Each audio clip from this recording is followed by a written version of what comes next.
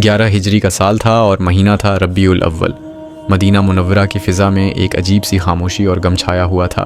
رسول اللہ صلی اللہ علیہ وسلم کی طبیعت کئی دنوں سے خراب چل رہی تھی اور اب حالت اور بھی نازک ہو گئی تھی۔ تیز بخار تھا، سر میں لگاتار درد تھا، جسم کمزور ہو چکا تھا اور اٹھ کر چلنا بھی مشکل ہو گیا تھا۔ صحابہ کرام کے چہروں پر پریشانی اور غم صاف نظر آ رہا تھا۔ سب کے دل گھبرائے ہوئے تھے اور کسی کے پاس بات کرنے کی ہمت نہیں تھی۔ مسجد نبوی میں ہزاروں مسلمان جمع تھے اور سب دل سے دعا کر رہے تھے۔ کوئی تلاوت کر رہا تھا، کوئی تسبیح پڑھ رہا تھا، تو کوئی خاموشی سے بیٹھ کر اللہ سے رحمت کی دعا مانگ رہا تھا۔ مدینہ کی گلیوں اور سڑکوں پر بھی عجیب سا سناٹا تھا۔ بازار بند تھے، لوگ اپنے کام کاج چھوڑ کر صرف مسجد کے آس پاس جمع تھے۔ عورتیں اپنے گھروں میں رو رہی تھیں، بچے تک محسوس کر رہے تھے کہ کچھ بہت بڑا اور دردناک ہونے والا ہے۔ ہر طرف صرف اللہ کا نام لیا جا رہا تھا اور رسول اللہ صلی اللہ علیہ وسلم کی صحت کے لیے دعائیں کی جا رہی تھیں۔ دن بھر لوگ مسجد کے باہر کھڑے ہو کر کسی بھی خبر کا انتظار کرتے رہے۔ شام تک وہی حال رہا اور رات کو بھی لوگ گھر نہیں گئے بلکہ مسجد میں ہی ٹھہر گئے۔ سب کی یہی امید تھی کہ اگر اللہ چاہے تو رسول صلی اللہ علیہ وسلم جلد ہی ٹھیک ہو جائیں گے، لیکن دلوں میں ایک عجیب سی بے چینی تھی جو کسی طرح ختم نہیں ہو رہی تھی۔ حضرت عائشہ رضی اللہ عنہا کے چھوٹے سے حجرے میں رسول اللہ صلی اللہ علیہ وسلم بستر پر آرام فرما تھے۔ کمرے میں ایک مدھم سی روشنی تھی اور ہر طرف سکون تھا، مگر یہ سکون کسی خوشی کا نہیں بلکہ غم کا تھا۔ رسول اللہ صلی اللہ علیہ وسلم کی طبیعت میں شدت آ چکی تھی اور کبھی ٹھنڈ لگتی تھی، کبھی گرمی محسوس ہوتی تھی۔ حضرت عائشہ رضی اللہ عنہا محبت اور فکر کے ساتھ پانی میں کافور ملا کر رسول اللہ کے مبارک چہرے پر لگاتی رہتی تھیں۔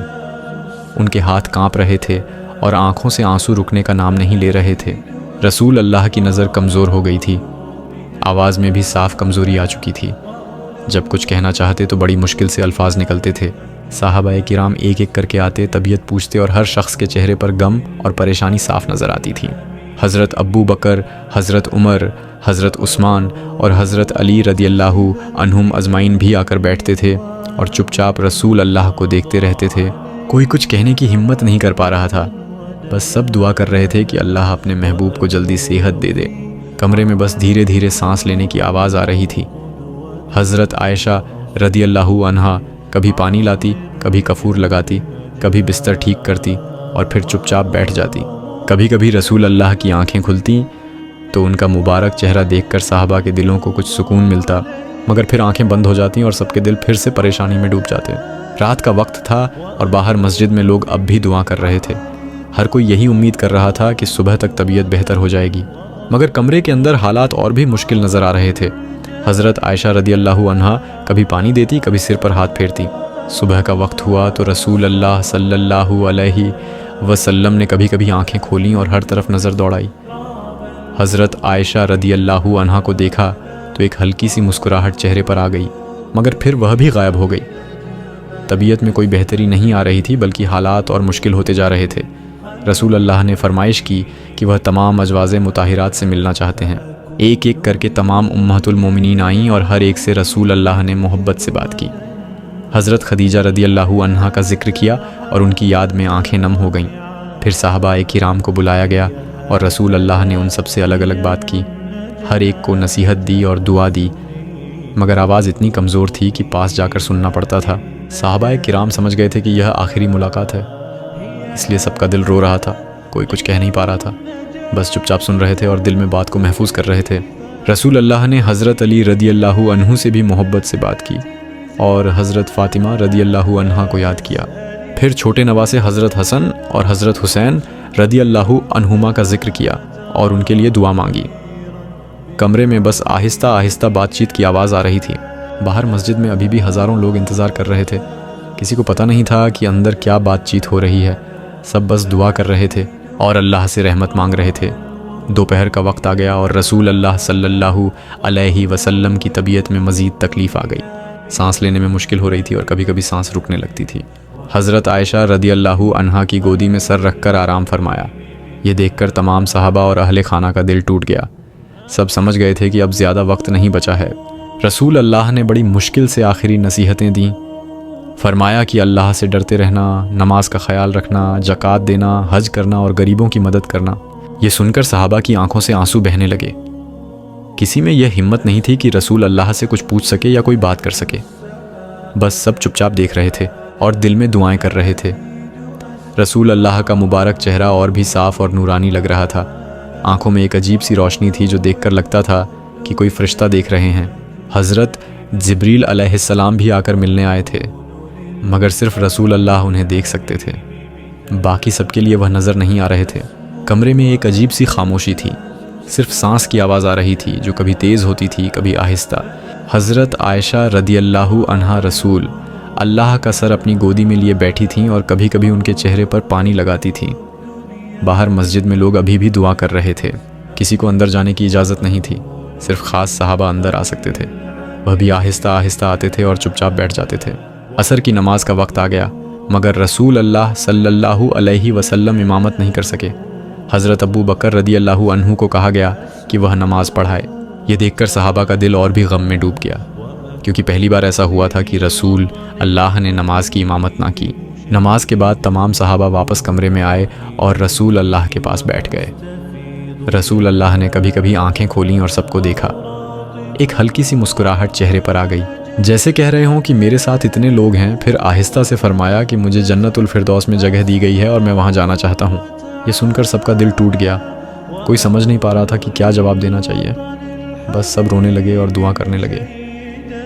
رسول اللہ نے فرمایا کہ میری امت کا خیال رکھنا اور اللہ کی عبادت کرتے رہنا، قرآن کی تلاوت کرنا اور حدیث کو یاد رکھنا۔ یہ تمام باتیں بڑی مشکل سے کہی گئیں کیونکہ آواز بہت کمزور ہو چکی تھی۔ حضرت عائشہ رضی اللہ عنہا رسول اللہ کا سر اپنی گودی میں لیے بیٹھی رہیں اور کبھی کبھی ان کے چہرے پر آہستہ سے ہاتھ پھیرتی رہی۔ کمرے میں صرف آہستہ آہستہ سانس کی آواز آ رہی تھی۔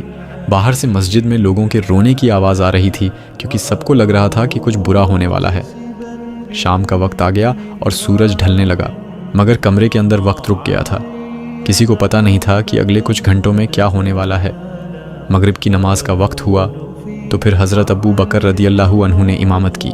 رسول اللہ صلی اللہ علیہ وسلم بستر میں تھے اور کبھی کبھی ہونٹ ہلاتے تھے جیسے کچھ پڑھ رہے ہوں۔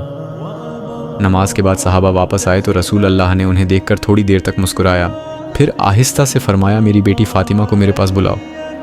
حضرت فاطمہ رضی اللہ عنہا آئی تو رسول اللہ نے ان سے کچھ آہستہ سے کہا جو کسی اور کو سنائی نہیں دیا۔ پہلے حضرت فاطمہ رونے لگی، پھر خوش ہو گئی۔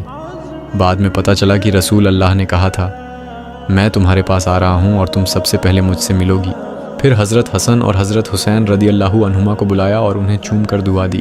دونوں بچے سمجھ نہیں پا رہے تھے کہ کیا ہو رہا ہے، مگر ان کے دل اداس تھے۔ رسول اللہ صلی اللہ علیہ وسلم نے اپنے صحابہ سے فرمایا تم اپنا خیال رکھنا، اللہ کی راہ میں جہاد کرتے رہنا، علم حاصل کرنا اور دوسروں کو سکھانا۔ یہ تمام نصیحتیں بڑی مشکل سے دی گئیں کیونکہ سانس لینے میں تکلیف ہو رہی تھی۔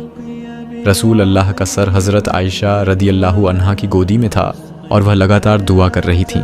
کمرے میں تمام صحابہ چپ چاپ بیٹھے تھے اور کوئی آواز نہیں کر رہا تھا، صرف کبھی کبھی کسی کے رونے کی آہستہ آواز آ جاتی تھی۔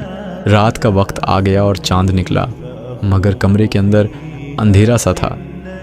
صرف ایک چراگاہ جل رہا تھا جس کی روشنی میں رسول اللہ کا نورانی چہرہ صاف نظر آ رہا تھا۔ رات گہری ہو گئی۔ رسول اللہ صلی اللہ علیہ وسلم کی طبیعت میں اور شدت آ گئی، سانس لینا مشکل ہو رہا تھا، کبھی کبھی لمبا وقفہ ہو جاتا تھا۔ تمام صحابہ کرام چپ چاپ بیٹھے تھے، سب اللہ سے رحمت کی دعا مانگ رہے تھے۔ کوئی کچھ کہنے کی ہمت نہیں کر رہا تھا، بس سب انتظار کر رہے تھے۔ رسول اللہ نے بڑی مشکل سے آنکھیں کھولیں، آسمان کی طرف دیکھا۔ ہونٹ ہل رہے تھے جیسے کچھ کہہ رہے ہوں، لیکن آواز نہیں نکل رہی تھی۔ حضرت عائشہ رضی اللہ عنہا نے کان لگا کر سنا تو معلوم ہوا کہ آپ کلمہ پڑھ رہے ہیں، لا الہ الا اللہ محمد الرسول اللہ۔ یہ دیکھ کر تمام صحابہ بھی کلمہ پڑھنے لگے۔ کمرے میں آہستہ آہستہ کلمہ کی آواز گونج اٹھی۔ رسول اللہ کا مبارک چہرہ اور بھی نورانی ہو گیا، ایک عجیب سی روشنی سے بھر گیا۔ آنکھوں میں سکون تھا، چہرے پر ہلکی سی مسکراہٹ تھی، لگتا تھا جیسے کوئی خوبصورت منظر دیکھ رہے ہوں۔ बाहर मस्जिद में हज़ारों लोग रात भर जाग रहे थे। सब दुआ कर रहे थे, किसी को नींद नहीं आ रही थी, सबका दिल घबराया हुआ था। लोग एक दूसरे से पूछते, कोई खबर मिली? मगर कोई जवाब नहीं देता था, बस सर हिलाकर चला जाता था। तहज्जुद का वक्त हुआ। रसूल अल्लाह सल्लल्लाहु अलैहि वसल्लम ने कभी कभी आंखें खोलीं और इधर उधर देखा। सहाबा अभी भी वहीं बैठे थे, कोई घर नहीं गया था। सबका यही इरादा था कि रसूल अल्लाह के साथ ही रहेंगे। रसूल अल्लाह ने देखा कि सब परेशान हैं तो चेहरे पर हल्की सी मुस्कुराहट आ गई, जैसे कह रहे हों, परेशान मत हो, अल्लाह का फ़ैसला है। फिर आहिस्ता से होंठ हिले और फरमाया, अल्लाह हम सबका हामी है। ये सुनकर सहाबा के दिल को थोड़ा सा सुकून मिला। हज़रत आयशा रदी अल्लाहु अन्हा की गोद में ही सिर रखा था। वह कभी कभी चेहरे पर पानी लगाती थी। रसूल अल्लाह की सांस धीरे धीरे आ रही थी, कभी रुक जाती फिर चल पड़ती। हर बार लगता अब ख़त्म हो गई, मगर फिर शुरू हो जाती। कमरे में बस यही आवाज़ थी, कोई कुछ नहीं बोल रहा था, सब चुपचाप देख रहे थे और दुआ कर रहे थे। रसूल अल्लाह ने फिर कलिमा पढ़ा और अल्लाह का नाम लिया। इतने में हज़रत जिब्रील अलैहिस्सलाम आकर खड़े हो गए, मगर उन्हें सिर्फ रसूल अल्लाह ही देख सकते थे। आसमान से फरिश्ते भी देख रहे थे और सब इंतज़ार कर रहे थे। रात का आखिरी हिस्सा था, सुबह होने में बस कुछ देर थी, मगर यह रात बहुत लंबी लग रही थी और ख़त्म होने का नाम नहीं ले रही थी। फज्र से पहले का वक्त था। रसूल अल्लाह सल्लल्लाहु अलैहि वसल्लम की हालत और नाजुक हो गई थी। सांस बहुत आहिस्ता आ रही थी, चेहरे का रंग सफ़ेद हो गया था। हज़रत आयशा रदी अल्लाहु अन्हा की गोद में सिर रखा था और उनकी आंखों से आंसू बह रहे थे। तमाम सहाबा ने समझ लिया था कि अब वक्त आ गया है। सब ने कलिमा पढ़ना शुरू किया और कमरे में आहिस्ता आहिस्ता ला इलाहा इल्लल्लाह की आवाज़ गूंजने लगी।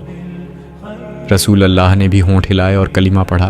फिर एक बार आंखें खोलीं और ऊपर आसमान की तरफ देखा। चेहरे पर अजीब सी खुशी थी और गहरा सुकून, जैसे कोई प्यारा दोस्त सामने हो और मिलने का वक्त आ गया हो। इतने में हज़रत जिब्रील अलैहिस्सलाम हाजिर हुए। उन्होंने सलाम किया और कहा, अल्लाह पाक ने आपको बुलाया है। रसूल अल्लाह सल्लल्लाहु अलैहि वसल्लम ने जवाब दिया, मैं आ रहा हूँ। यह पूरा मंजर सिर्फ रसूल अल्लाह देख और सुन रहे थे, बाकी सबके लिए ये दिखाई नहीं दे रहा था। मगर सहाबा को महसूस हो रहा था कि कुछ अजीब हो रहा है। रसूल अल्लाह का चेहरा बहुत नूरानी हो गया था और रोशनी से भर गया था। आंखों में सुकून था, होठों पर हल्की मुस्कुराहट थी। सांस आहिस्ता आहिस्ता आ रही थी, हर सांस के साथ लगता था अब आखिरी है, मगर फिर एक और आ जाती। सहाबा सब चुपचाप देख रहे थे और कोई कुछ कहने की हिम्मत नहीं कर रहा था। फज्र का वक्त आ गया। रसूल अल्लाह सल्लल्लाहु अलैहि वसल्लम ने आखिरी बार आंखें खोलीं। उन्होंने हज़रत आयशा रदी अल्लाहु अन्हा को देखा, तमाम सहाबा को देखा और फिर आसमान की तरफ निगाह उठाई। चेहरे पर एक प्यारी मुस्कुराहट आई। आहिस्ता से फरमाया, अर रफ़ीक़ुल अल, मतलब सबसे ऊंचा दोस्त। यह कहकर आंखें बंद कर लीं। एक लंबी सांस ली और सब कुछ खामोश हो गया। रसूल अल्लाह सल्लल्लाहु अलैहि वसल्लम की पाक रूह अल्लाह के पास चली गई। हज़रत आयशा रदी अल्लाहु अन्हा की गोदी में सिर रखा हुआ था, लेकिन अब हरकत नहीं हो रही थी। कुछ देर तक किसी को यकीन ही नहीं आया कि यह लम्हा आ गया है। फिर सबको एहसास हुआ और सहाबा की आंखों से आंसू बह निकले। हज़रत आयशा रदी अल्लाहु अन्हा ज़ोर से रो पड़ी, मेरा चाँद ढल गया, मेरा सूरज डूब गया। हज़रत अबू बकर रदी अल्लाहु अन्हु भी आए और रोने लगे।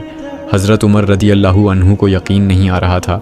वो बार बार कह रहे थे, रसूल अल्लाह ज़िंदा है, मगर जब हकीकत साफ़ हुई तो वह भी रोने लगे। कमरे में सिर्फ रोने की आवाज़ गूंज रही थी और जब यह खबर बाहर मस्जिद में पहुंची तो पूरा मदीना रो पड़ा। हर तरफ मातम का माहौल था, हर दिल गमगीन था।